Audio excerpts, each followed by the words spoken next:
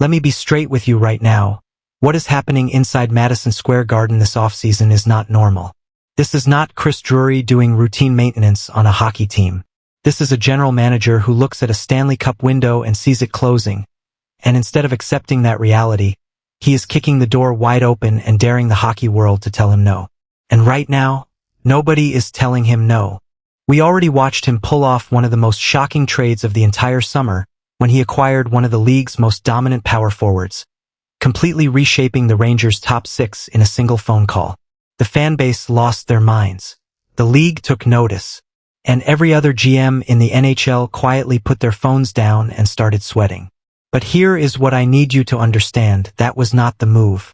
That was the appetizer. Sources from multiple credible insiders across the league are now indicating that Drury is not done. He is actively working the phones, he has internal discussions happening right now, and there is genuine belief within hockey circles that another blockbuster is coming before this team hits the ice for training camp.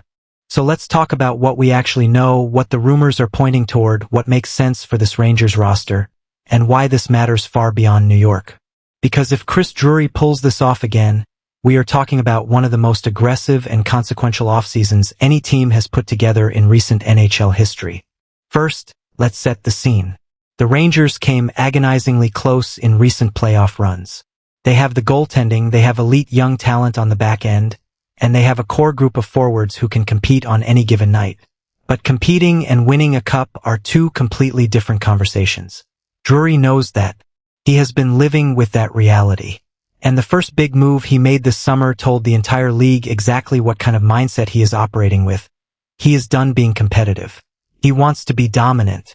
He wants to be the team that every other contender has to scheme against. And right now, the Rangers are not quite there yet. There are still holes. There are still question marks. And those question marks are exactly where the next trade is going to hit. Now, let's dig into what the insiders are actually saying. Multiple outlets have noted that the Rangers have been in contact with teams looking to move high-end offensive talent. There are conversations happening around players who could fundamentally change the Rangers' second-line situation, which has been a concern for anyone paying close attention. The first line, when healthy and clicking, is terrifying. But the moment opposing coaches start game planning around shutting down that top unit, the Rangers have to be able to answer with firepower on their second line. Right now, that question does not have a great answer. Drury clearly agrees. There are also conversations happening around the blue line, specifically the idea of adding a right-shot defenseman who can eat minutes, move the puck, and provide that secondary offensive punch from the back end that championship teams require. Think about the last 3 or 4 Stanley Cup champions. Every single one of them had multiple defensemen who could contribute offensively, not just one elite guy carrying the load. The Rangers have an extraordinary first pairing. What comes after that is where things get murky. And if Drury can add a legitimate third or fourth defenseman who changes how the power play looks and how the team transitions from defense to offense, this roster becomes genuinely frightening. Here is where it gets really interesting. To make another major trade work, the Rangers are going to have to give up significant assets. That is just the reality of the trade market at this level. You do not get premium players for free. You do not acquire impact pieces without feeling pain somewhere else. And Drury has shown he is willing to feel that pain. He is not hoarding picks and prospects and telling himself a rebuild is a better option. He has looked at his window, which includes an elite goaltender in what should be his prime years, a legitimate franchise defenseman, and a growing core of offensive players, and decided that now is the time to go all in. So what does going all in look like? If the Rangers are targeting a top 6 forward, we are likely looking at a package that could involve a first-round pick, a prospect who has real value to the league, and possibly a younger roster player who has not broken through at the NHL level yet. Teams are not going to move franchise-level talent for a bag of pucks. They want assets that reshape their own future. And the Rangers have those assets. The question Drury is weighing right now is, how much of the future do you sacrifice for the present? And based on everything he has done this offseason, his answer seems to be more than most GMs are comfortable with. Let's talk about why this strategy makes sense and why it is actually the right call. There is a tendency in hockey media and among fans to treat asset preservation as an automatically virtuous thing. Save the picks. Protect the prospects. build for the future. But here is the problem with that thinking when it is applied in the wrong context. If you have a goaltender who is among the best in the world right now, and you have a core that is ready to compete, sitting on your assets is not safety, it is waste. Windows close. Bodies age. Cap situations change. Players demand trades. The league shifts. What looks like a dominant core today can look like a broken roster in 3 years. Drury is not being reckless. He is being precise. He understands the math of competitive windows in professional hockey better than almost any GM in the game, and he is making moves accordingly. Now, there is one more layer to this story that I do not think enough people are talking about.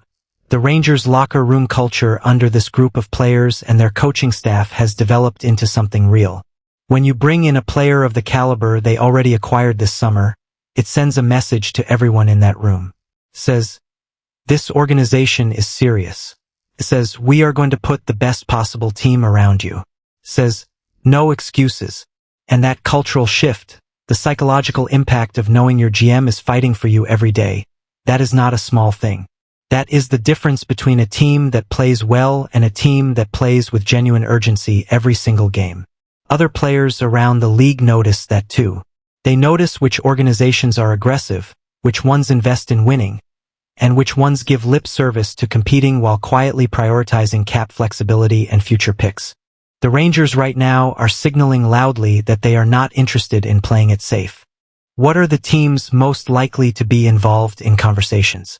Without getting too far into speculation territory, there are several franchises that are either in a full rebuild, trying to clear cap space, or dealing with a disgruntled player situation.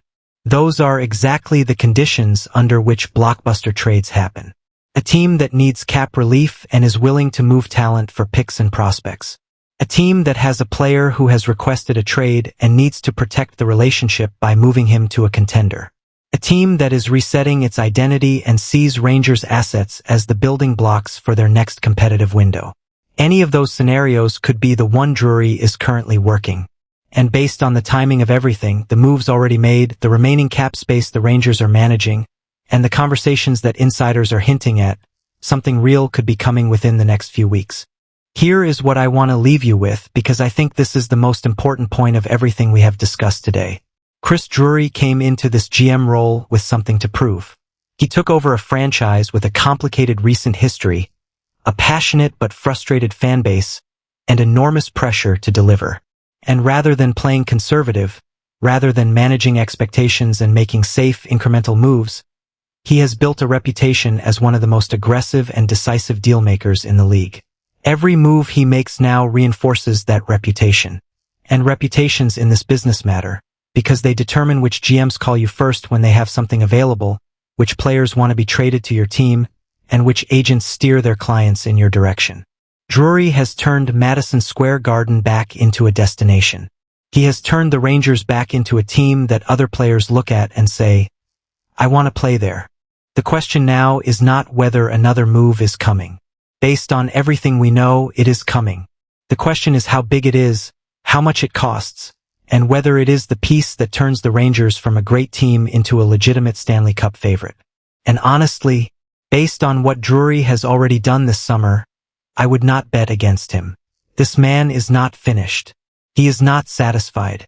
He is building something, and every single move he makes is another brick in that foundation. Stay locked in on this story, because when it breaks, it is going to be loud. Subscribe if you have not already. Drop a comment below telling me what position you think the Rangers target next, and I will see you the second this thing drops.